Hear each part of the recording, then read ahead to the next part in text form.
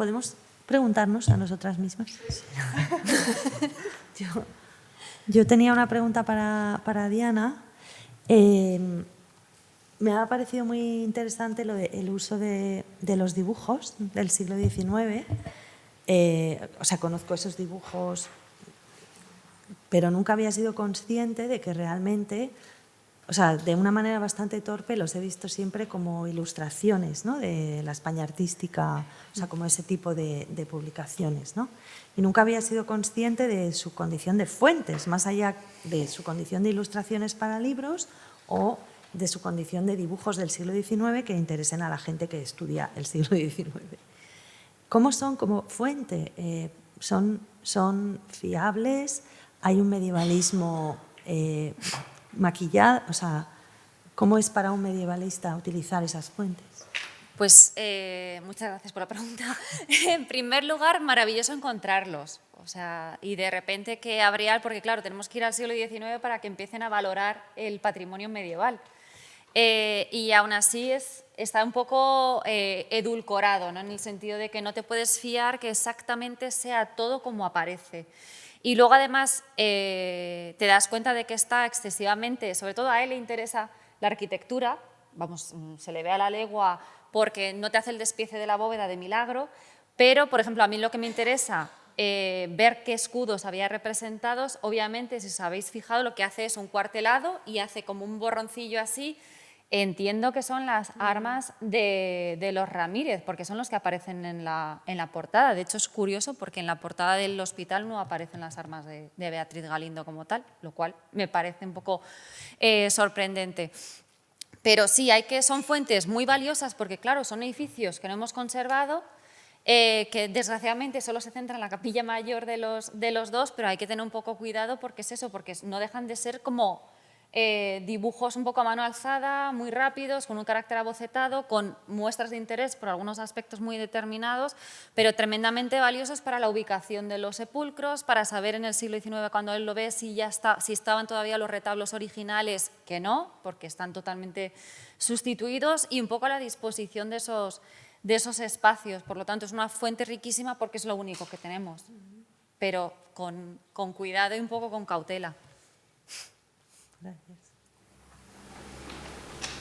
Bueno, yo también los utilizo. Yo creo que todos los medievalistas lo primero que hacemos es ir a las fuentes del XIX. Y las descripciones y todo. Sí, porque en muchos casos los objetos que estamos buscando o los documentos ya no existen en sus espacios originales de los monasterios, pero en el XIX sí que los vieron. Incluso hay personas que sí que los consultaron y hicieron pequeñas transcripciones, o incluso si son sepulcros hicieron transcripciones de las inscripciones, ¿no? Y entonces esas son las fuentes que tenemos a veces. Para un medievalista es fundamental dominar la bibliografía del XIX y ver qué personas en su ámbito geográfico estaban haciendo descripción de materiales artísticos, religiosos. ¡Ay, perdón!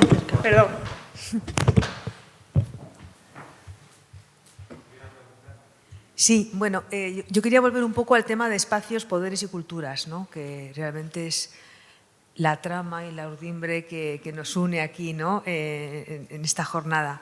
Entonces, bueno, por un lado vemos que las comunidades conventuales femeninas son más comunitarias, si cabe, ¿no?, son más, se mira más por la comunidad.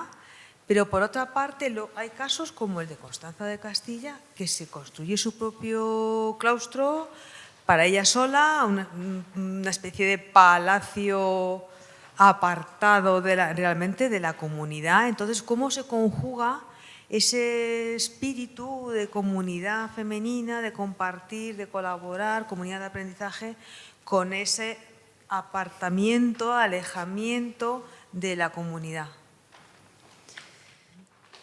Bueno, eso ya es algo subjetivo, porque lo que vemos es que efectivamente ella tiene además un priorato tremendamente largo. Además me encanta porque una vez que deja fundada la capilla es como diciendo ya puedo descansar y dejar un poco a un lado ese cargo. Pero sí que es cierto que ella remodela y ennoblece ese edificio que ella hereda de la comunidad anterior, de la priora anterior.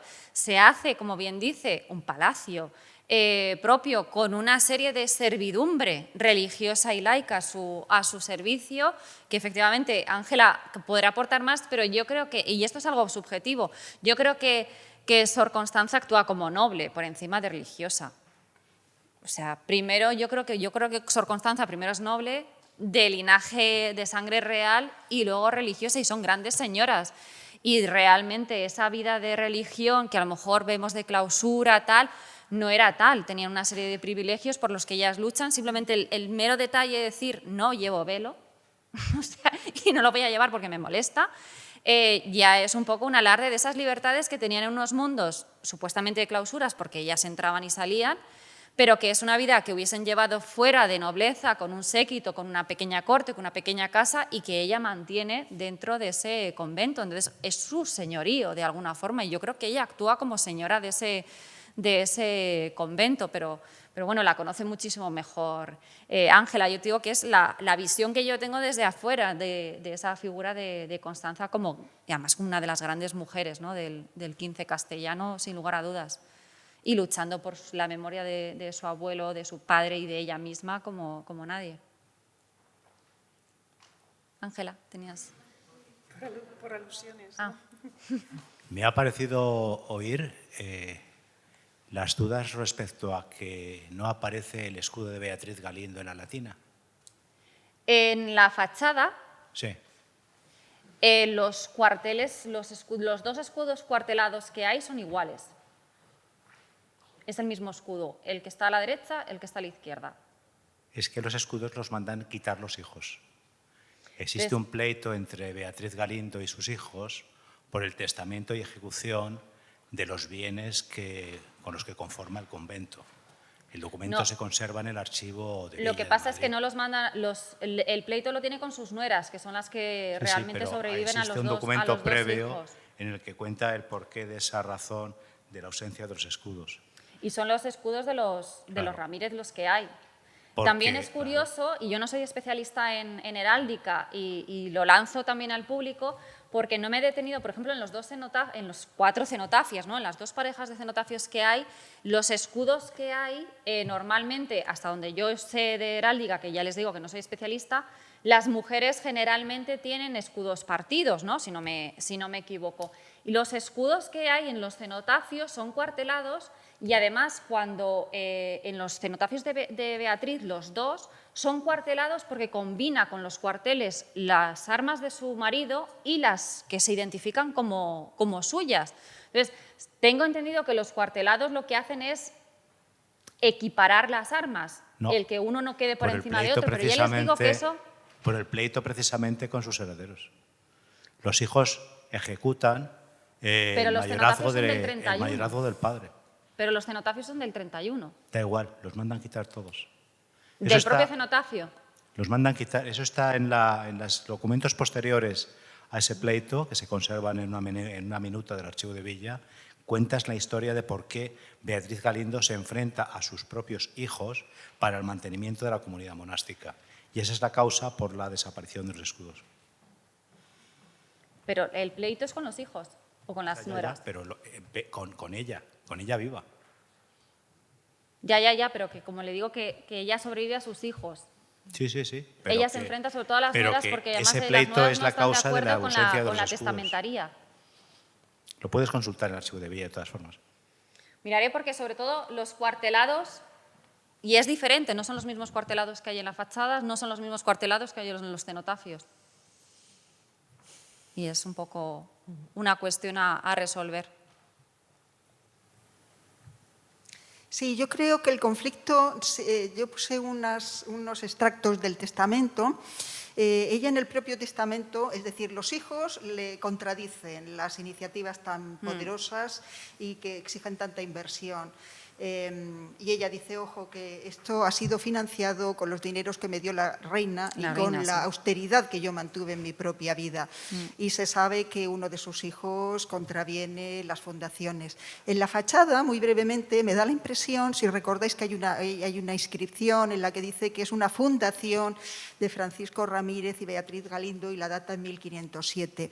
Es que realmente es un proyecto inicial de Francisco Ramírez que ella, como viuda, ejecuta y, por supuesto, a lo grande y desarrollando un modelo muy innovador de gestión hospitalaria lo transforma, ¿no? Bueno, aquí lo dejamos, que tenemos poco tiempo.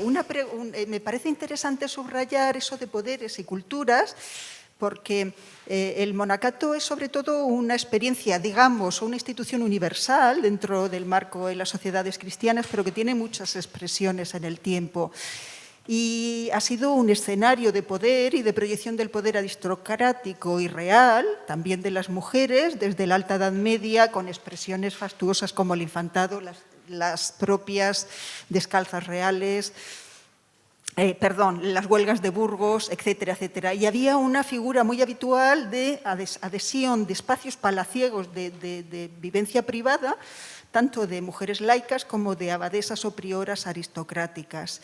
Y en ese sentido, los monasterios cistercienses, posteriormente dominicos, como el entorno, esa red que teje Catalina en torno a los dos santodomingos, el de Toledo y el de Madrid, permiten esas situaciones de privilegio, que es privilegio y merced, conseguir esa exención.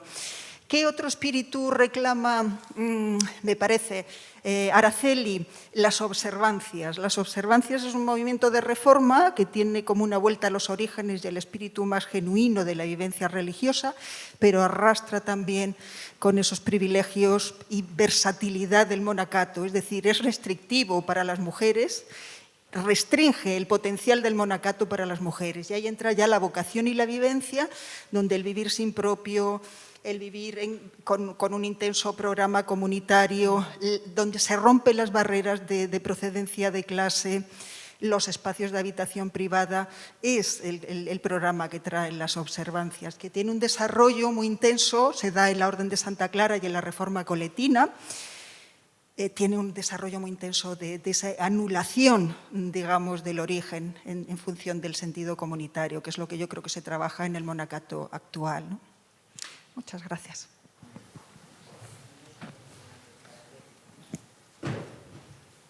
Araceli, me gustaría hacerte una pregunta de todo lo que has hablado, que las mujeres somos portadoras de memoria, pues eso desde la prehistoria lo sabemos, nosotras educamos, nosotras trascendemos la memoria. Pero el ejemplo que no te ha dado tiempo a dar de tu convento catalán, cómo en la actualidad las monjas en la refundación del 21 hacen cosas muy distintas a lo que, por lo que he entendido, lo poco que has hablado, a lo que hacían antes. ¿Cómo se unen esas dos memorias? Las memorias de los dos conventos desaparecidos y el nuevo convento hecho sobre los restos de ese convento, y cómo se mueven con la modernidad, con lo que somos ahora. Bueno, este convento fue fundado en el siglo XIV, tuvo una decadencia durante el siglo XV y desapareció con la comunidad. Fue refundado en el siglo XVII y fue vuelto a fundar, o sea, también tuvo una decadencia. O sea, aquí es interesante ver que tiene 3 fundaciones con comunidades diferentes, siempre clarisas. Y la importancia aquí está en el espacio. No sé si alguno de vosotros ha estado en Balaguer, no es un lugar fácil para ir. O sea, me refiero a que el convento femenino es un espacio referencial simbólico para la ciudad. Y siempre se ha intentado refundar, pese a toda esta mala suerte que tenían las comunidades, siempre se ha refundado, ¿no? Lo importante para mí, o lo que intento recuperar con este proyecto que tengo del carisma de la belleza, es ver cómo estas monjas del siglo XXI, porque la última refundación es de 2006, están reinterpretando el carisma clariano desde una perspectiva para mí bastante novedosa, que es utilizar la belleza, las artes y la representación y la performance artística como medio para expresar su carisma clariano, pero también para conectar con la población. Cada 11 de agosto se representa la muerte de Santa Clara, y en la iglesia del convento y en un acto público que se está haciendo bastante famoso.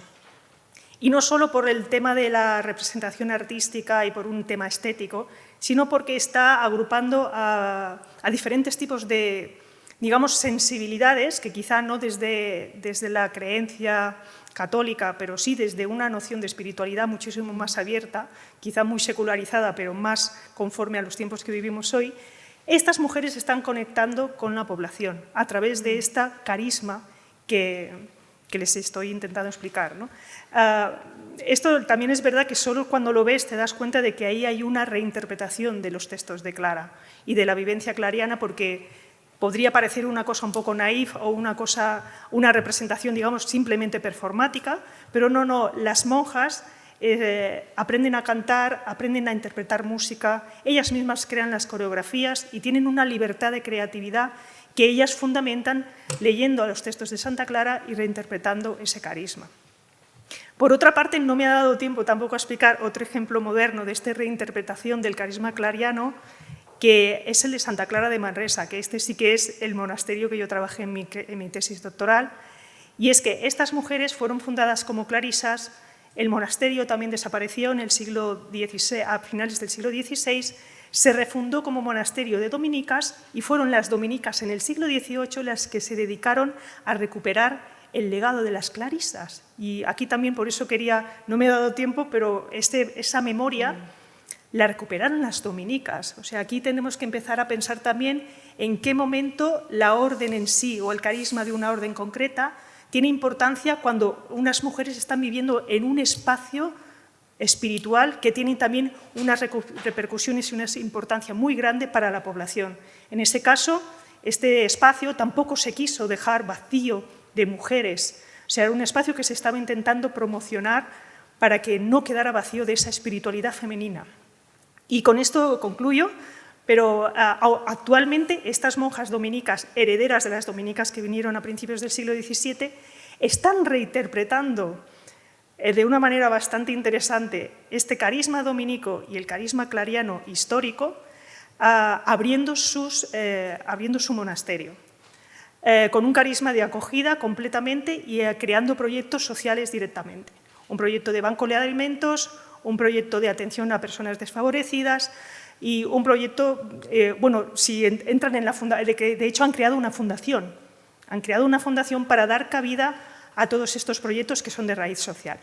Y con esto, estos son los ejemplos que me quedaban por explicar, pero más que nada es para que quedara claro que estos carismas y estas vivencias espirituales se van reactualizando a lo largo del tiempo y que las mujeres que hoy profesan porque ven que ese espíritu, que es lo que les mueve a ellas, según lo que me cuentan a mí, yo soy una mujer laica que no entiendo nada de esto, tenemos que escucharlas a ellas y ver qué nos están explicando.